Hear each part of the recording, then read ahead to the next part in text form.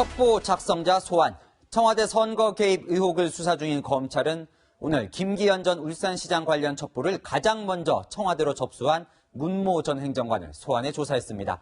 당시 청와대 민정비서관실 소속이었던 그는 송병기 울산시 경제부시장에게 그 첩보를 받았습니다. 문제는 송 부시장이 문재인 대통령의 친구이자 여당 후보로 출마했던 송철호 현재 울산시장의 측근이라는 겁니다.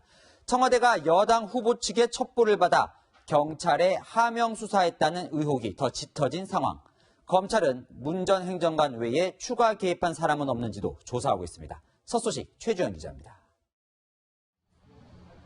김기현 전 울산시장 비리 의혹 첩보 문건을 만든 문모 전 청와대 행정관은 오늘 오전 검찰에 비공개 출석했습니다.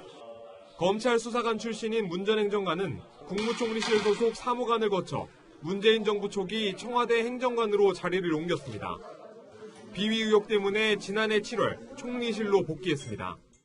청와대가 어제 발표한 첩보 생성 과정은 문 전 행정관의 조사 내용을 근거로 한 것으로 전해졌습니다.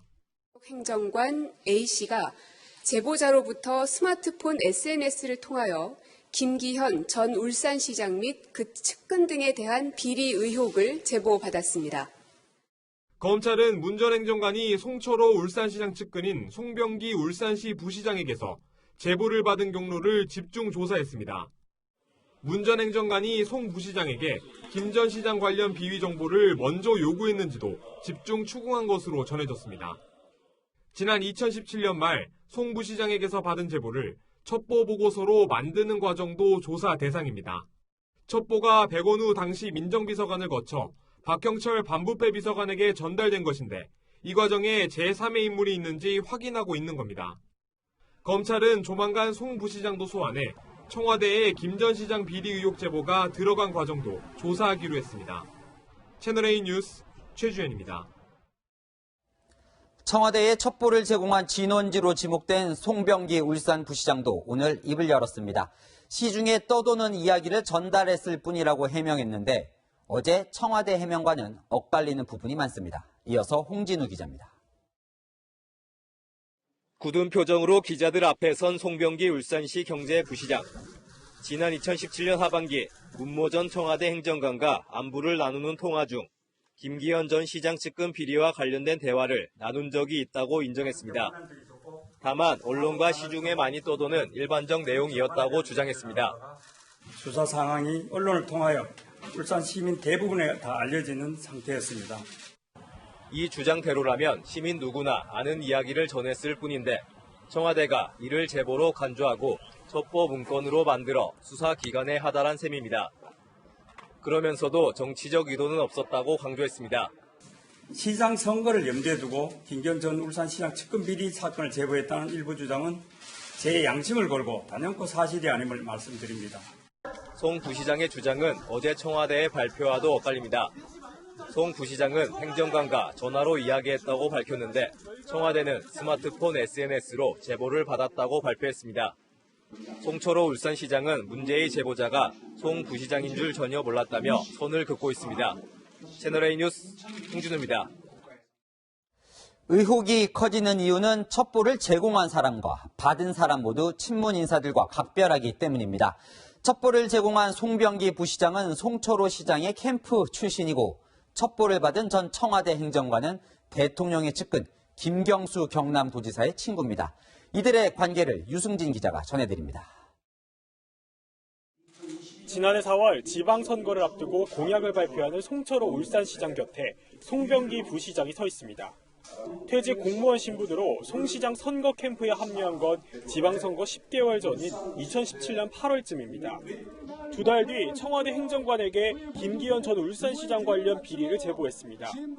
당시 첩보를 받은 청와대 인사가 문모 전 행정관입니다.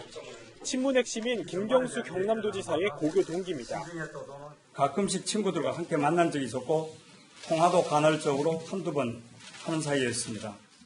문 전 행정관은 첩보를 친문 실세인 백원우 전 민정비서관에게 보고했고 첩보는 반부패 비서관실을 통해 경찰로 이첩됐습니다.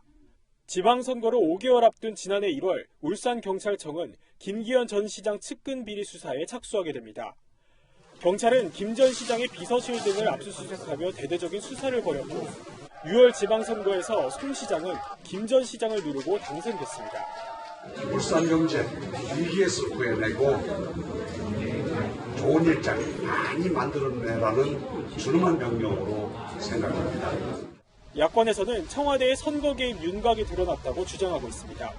하지만 문 전 행정관은 한 언론사 인터뷰를 통해 제보받은 내용을 그대로 전달했을 뿐이라며 문제될 게 없다고 반박했습니다. 채널A 뉴스 유승진입니다.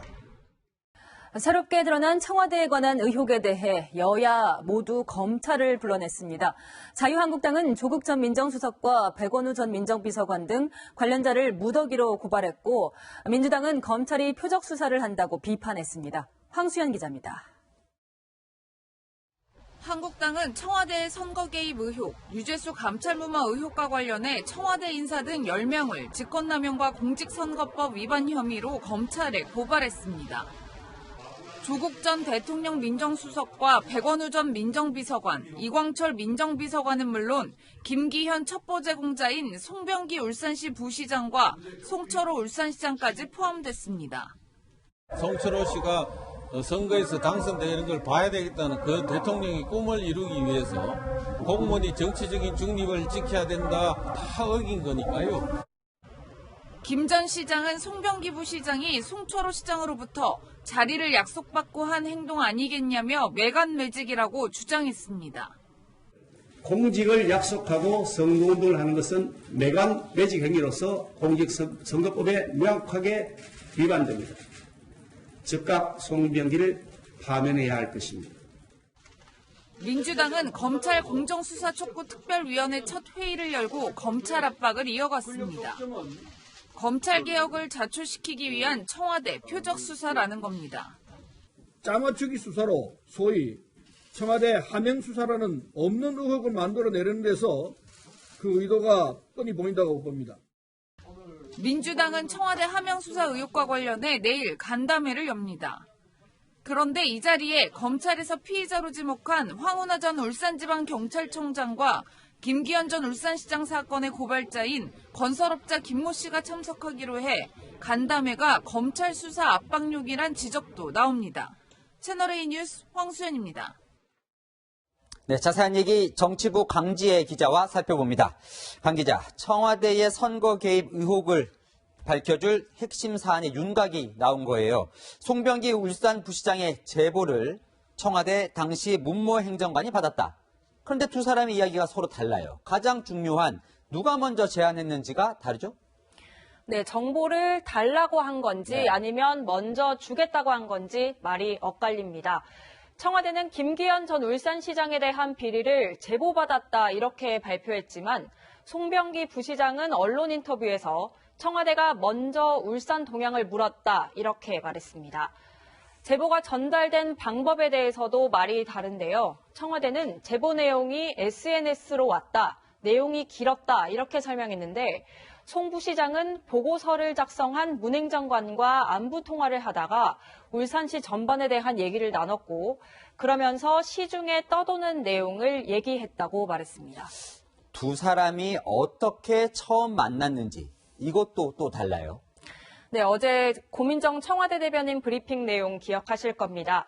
두 사람이 캠핑장에서 우연히 만난 사이였다고 했는데 송 부시장은 오늘 기자회견에서 서울 친구를 통해 알게 됐다고 밝혔습니다.